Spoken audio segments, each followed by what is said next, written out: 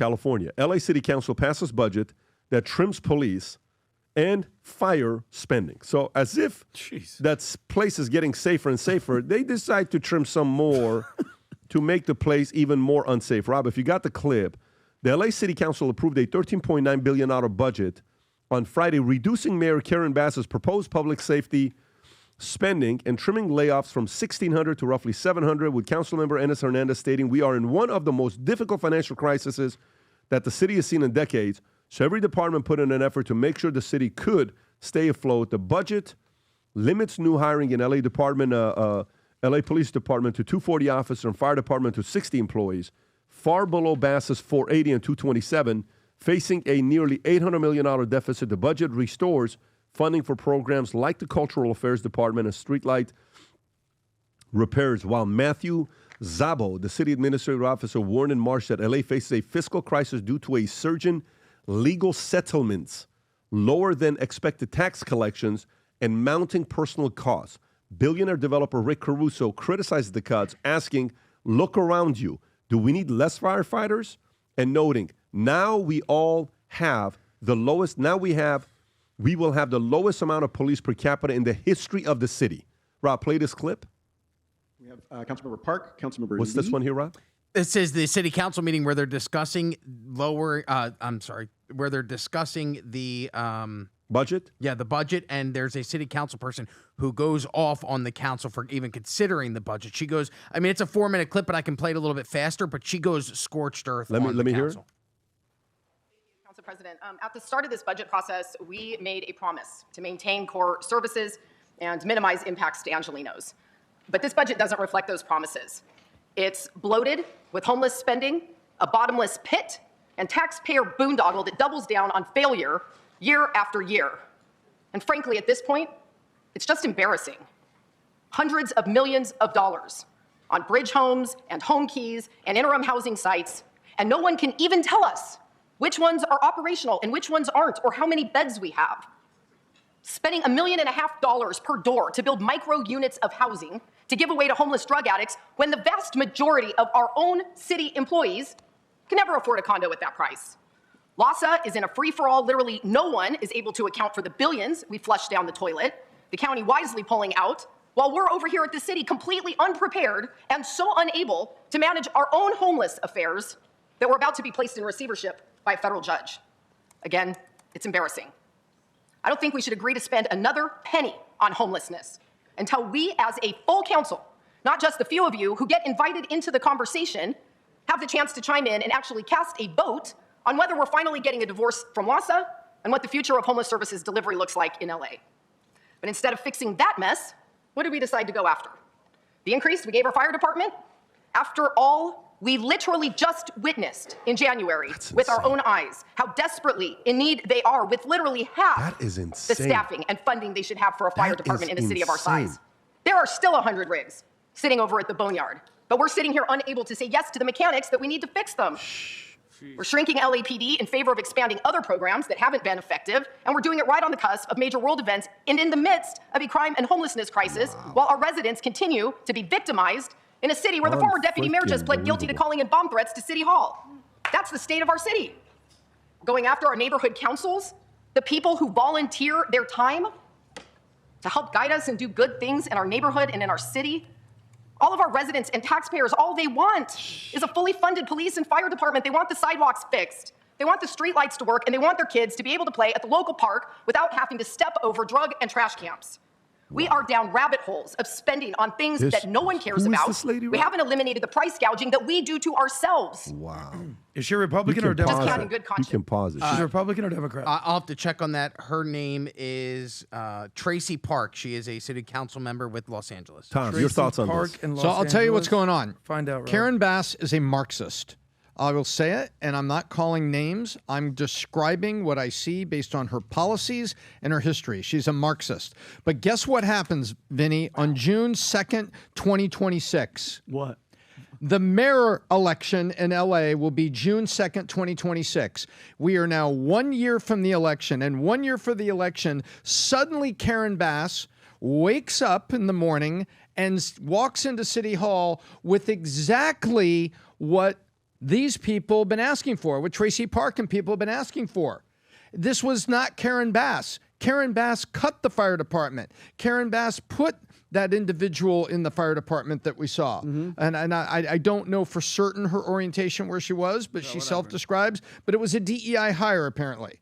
And so Karen Bass put all that in place. Karen Bass cut the funding. Karen Bass invented the bridge homes. You heard her say bridge home. You know what that is? Giving you an REI tent to sleep next to a freeway, says in a tent underneath the bridge, so when it rarely rains, and when it does rain in LA, you don't get rained on. Those are the programs. And they're talking about all this, $1 million condos. Karen Bass was a Marxist trying to build a socialist LA where we build everything for you. And guess what? Now, a year from re-election, suddenly Karen Bass, gets religion and comes back with this budget. But guess what?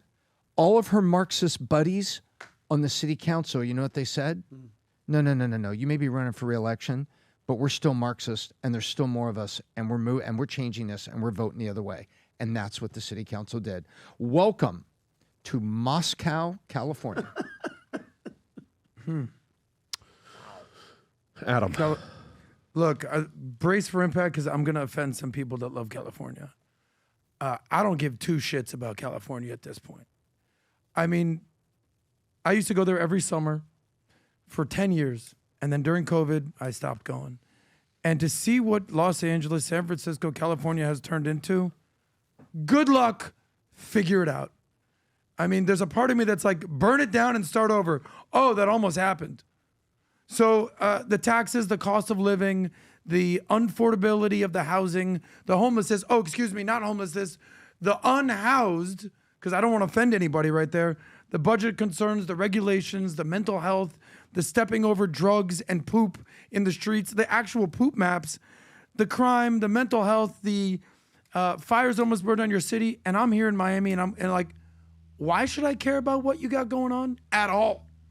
Because you want to do the same thing, you want to have the same policies, you want to elect the same officials, you want the same people. And what's the definition of insanity? Doing the same thing over and over and over again and expecting different results? Excuse me if I just enjoy the free state of Florida and love living in Miami and wish you the best in California. I don't give a shit. Yeah, I mean, thank you for your sentiment. Yeah. That was very There it emotional is. and powerful and life-changing and encouraging. Anyway, But, I'll be in LA this weekend if you want to come yeah. check me out at the LA Improv. You know what is crazy though? It's crazy when liberals start fighting liberal policies, realizing those liberal policies are what destroyed their liberal city. And Traci Park is a Democrat that supported a lot of these policies, that's got the state to be in the situation that's in right now. And can you go to her Wikipedia? Let me just read to see what her background is, because that talk she just gave was powerful. Zoom in a little bit. Okay, American politician had served member of LA City for 11, having entered a race to challenge Mike Owen, that became foreign runner, open civil rights. Park was raised in Downey, California, Apple Valley, California. Her mother was a school secretary. Park graduated Johns Hopkins University in 97, bachelor's degree in history out of Loyola Law School. Okay, she went to good school. So Georgetown, 2009. Brooklyn Sorensen law firm, public entities. Park entered politics in 2020 when she organized to block the city of LA from converting a Ramada Inn in her street into a housing Ramada Inn for homeless people. In July of 2021, Park announced her candidacy LA Council, hoping to unseat to popular Mike Bonin. After Bonin announced his retirement, the seat became open with Aaron Darling becoming the progressive candidate in the race. Both Darling and Park advanced to the general election, with Park narrowly beating Darling in the result. Park was a registered Republican before switching to the Democratic Party years prior to her campaign. During the campaign, criticized Park for representing City of Anaheim. Okay, so she, Anaheim City employee who accused. Yeah, she went the other way. So she basically said, I can't get elected as a Republican, so let me convert to a Democrat, but keep my same policies and mindset. And then when I'm in there and I'm a Democrat now, I'm going to go scorched earth on all you idiots. Go a little bit lower. And that's what she's doing. And she's always voted not to use public dollars or to make dumb decisions about homelessness. She voted in favor of an ordinance and measure which aimed to curtail homeless encampments by banning sitting, sleeping, storing property within 500 feet of schools. Because it was people, it was stink, it was filth, it was drug addicts, and she didn't want them near schools. And they were going to use open playgrounds, put supplemental fencing there so that you could have the school over here, and then we're going to sacrifice half of this giant What is playground. her relationship with Caruso? Does she have a relationship with Caruso? Because I know Caruso's a Republican, acting like a Democrat, just so he could potentially win. Yeah, that's what you got to do. Can you see what is the California. relationship between Traci Park? Is there a connection with Traci Park and what's Caruso's first name? Rick. No, Rick's Caruso. Rick Caruso. I'm thinking of Alex Caruso, who's playing in the NBA Finals tonight. My bad. Rick Caruso, who's a stud, by the way. Yeah. There's no public dynamic in which I'm looking at Republican back to Traci Park, original Republican, later Rick Caruso, lifelong Republican, switched to Democrat. So both of them did the same thing. Yeah, you got to do the switcheroo. Both of them went from the Republican to the Democratic side. It's like the political version of being trans. Wow. Is you got to make the conversion in order to get in there, and then But when you you're don't in fully there, cut it off. Like they're cut it. oh, in California you may have to. they haven't cut It's it just off yet. cross-dressing to get into the club. There That's you what go. it is. Exactly. All right. Tom knows all about that. Great metaphor. Some people have I limits. grew up in L.A., the things you had to do. Yeah. Last year, we ran one of the coolest contests ever. And I thought it was going to be a basic dinner and meet and greet and all this other stuff. It turned into a massive spectacle. It was a Manek contest for 2 months for lightweight, middleweight, heavyweight, and super heavyweight. And even users got involved. And we invited the top three. You pay your flight, hotel, all that stuff. But once you came here, we went to dinner together at Casa D'Angelo, top-notch dinner. Then we went to the cigar lounge. And it was such a great time. We stayed together till midnight. We had 6.5 hours of conversations. I'm going to show you the highlight from last year. Then I want to announce this contest for all of you guys to compete in from June to July. And the dinner will be sometime in August. Rob, play this clip. Go for it. We just had our first Manek dinner. Let me tell you, it was so awesome because we had the dinner. It was absolutely an amazing experience. Oof. The conversations, the networking, great. There's people from all over the world. So I said, maybe I'll stick around for an hour, maybe an hour and a half. But then afterward, we came right here at the cigar lounge. I stayed till midnight. We had 6.5 hours of conversations. That was fantastic. Yeah. So if you weren't there, you missed it. We wish you were there, but I'll give you one counsel. We're about to announce the next contest. Do not miss the next Manek contest. And I hope to see you there. By the way, it was so great. Deals were done. Relationships were built. Conversations. So go download the app if you haven't yet, whether it's Apple or Google. Start Manecting. Ask questions. Nowadays, we got Ray Lewis that's officially on Manek. And who's responding back to people on Manek. Really? By the way, Stephen A. Smith's going to get active on Manek on today or tomorrow, starting his account where people can ask Stephen A. questions. James O'Keefe. Anna Kasparian, James O'Keefe, Paul Saladino, Terrence Howard, Cuomo. There are so many great people. Lindy Lee is crushing it, Killing it on Manek, the way that it's going. And by the way, who knows who's going to be at this dinner when we host this. So if you like good conversations, if you want to come to South Florida, we're going to probably give you a tour to headquarters as well when you come down here, then go straight to dinner, then go straight to the cigar lounge, which is a private club, but some of you guys will have a chance to be a part of it. And by then, we have a lot of new surprises with the private club, so you'll get a chance to tour as well. So download the app, start Manecting, start competing. The update on the Leaders Bulletin will be on Manek.com. Rob, if you go to Manek.com, just go to Manek.com, and if you look at the contest, on the experts, that's how it works, okay? If you look at a lightweight right now, at the top is Dean Mason. James O'Keefe right now, second place. Wow. Then is Luis Cancion. Go to a middleweight, Rob. Middleweight right now is John Mason. Then Lily Tam. Then is James Murphy. Let's go to heavyweight. Heavyweight, because everybody from heavyweight goes to super heavyweight. So it's Daniel, number one. Daniel. Michael Maher, Matt Sapala. Then it's super heavyweight is what? Super heavyweight is Lindy Lee, myself, Timothy Ryan, Oshana Tom Sauce, Dennis Punham, and a couple other guys. By the way, the scoring will be the following. To compete the next 2 months, lightweight will have to do a minimum of 200 points. You have to be lightweight today. You can go up, but we're going to calculate your points from today. Middleweight, you have to do minimum of 400. Heavyweight is minimum 400 points, and super heavyweight has to be 1,500 points. And the users contest, go to users, Rob.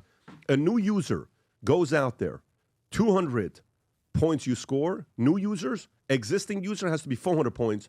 You'll be invited to that dinner and a cigar lounge with us. Go download the app, start connecting today. If you enjoyed this video, you want to watch more videos like this, click here. And if you want to watch the entire podcast, click here.